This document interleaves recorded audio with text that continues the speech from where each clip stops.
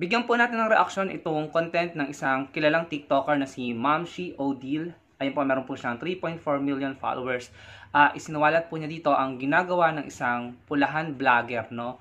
Grabe. Ngayon ko na-realize na hanggang ngayon pala itong mga pulahan vlogger na ito ay hindi pa rin nagbabago sa style nila ng pagbablog. Pakinggan po natin yung ikukwento sa atin ni Mamshi Odile at bigyan po natin ng reaction at tulungan po natin siya mag-raise ng awareness patungkol sa gantong estilo ng mga ilang vlogger, no? Dahil hindi po ito tama at hindi po ito katanggap-tanggap. Ito na po.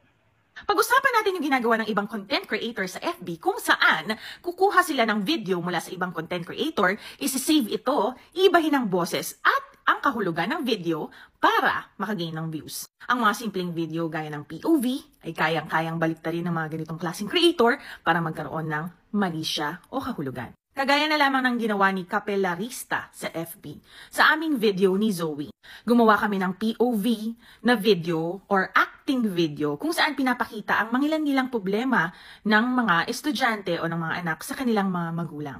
Hindi man lang humingi ng permiso itong si Capellarista sa akin na kukunin niya ang video, walang CCTO at iniba niya rin ang audio o ang boses ko sa video. Hindi niya rin sinabi ang totoo sa kanyang mga viewers na ang videong kinuha niya ay isang skit or POV or acting video lamang. Ginamitan niya pa to ng caption, tama ba ang pagdisiplina niya sa anak niya? Nagulat na lang ako at tinatag na ako ng mga netizens sa kanyang video dahil nasangkot na nga ang video namin ni Zoe sa kanyang ginawang content. Pinaniwala niya ang mga viewers niya na ang nangyayari sa video dun sa POV skit namin ni Zoe ay totoong nangyayari kay Zoe. Marami na nga ang nag-share ng video at dahil sa pagtatago niya na isa itong acting skit lamang, marami na nga nag-iisip na si Zoe ay isang totoong kawawang bata. Nabasa ko rin sa comment section na ginawa na rin ito sa ibang content creator ni Capellarista. Ano sa tingin nyo ang dapat gawin sa mga content creator na gaya niya? So bilang reaction po, no, talaga namang grabe, hindi pa rin sila nagbabago ng style nila.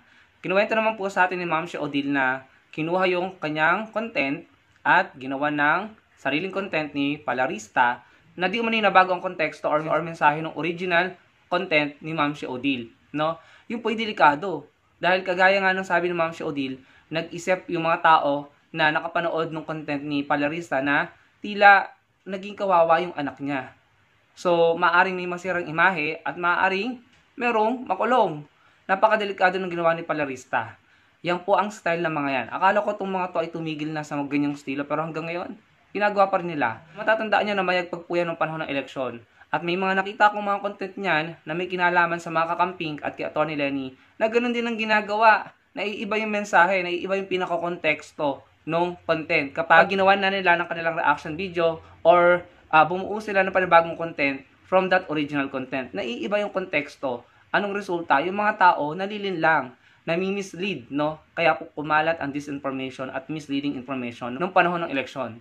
Pambihira, tapos ng eleksyon, eto naman ang ginagawa nila, no? Napakadelikado po niyan dahil may mag-ina at may bata pong involved, no? So, biruin mo, kung hindi pa tinag nung mga tao, si Mamshi Odile, hindi niya malalaman na iba na pala yung tingin sa kanya ng mga tao. At yung mga tao ay naaawa na dun sa anak niya dahil iniisip ng mga tao nakapanood ng content na ni Pallarista na kawawa yung anak niya, no?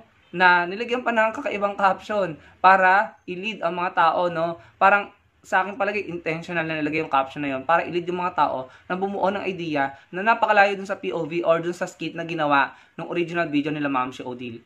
POV nga point of view, no? Hindi natin alam kung naiintindihan ba ni Pallarista yung POV. Pero POV nga yung ginawa nila Mamshi Odile, drama lang, skit lang, pero pinalabas ni Pallarista as if totoong nangyayari. Kaya yung mga tao, iba yung mensaheng nakuha doon sa naging content ni Pallarista. At napakadelikado po niyan.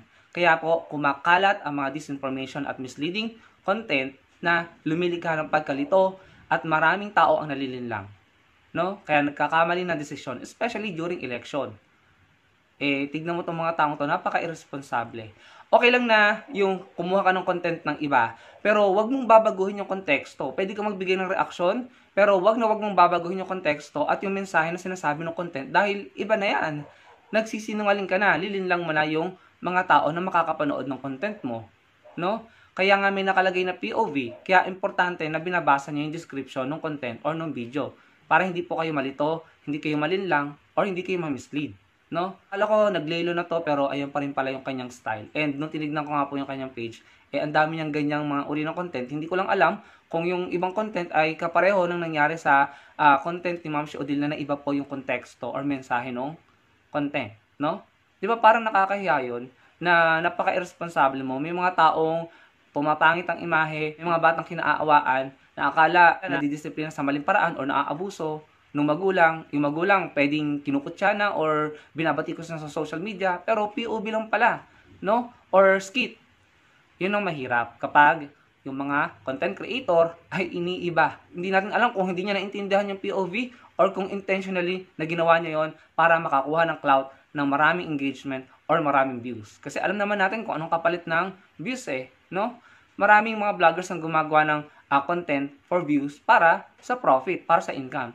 Pero maling-mali na babaguhin mo yung konteksto ng isang content na gagawin mo ng reaction or i-repurpose mo, no? Kahit pa part ng fair use or Creative Commons, gagawin mo yon tapos iibahin mo yung kahulugan or konteksto ng content para lang mas marami kang makuhang viewers. Mali po yun. Pwede pong mademanda, no? Yang gumagawa ng ganyan.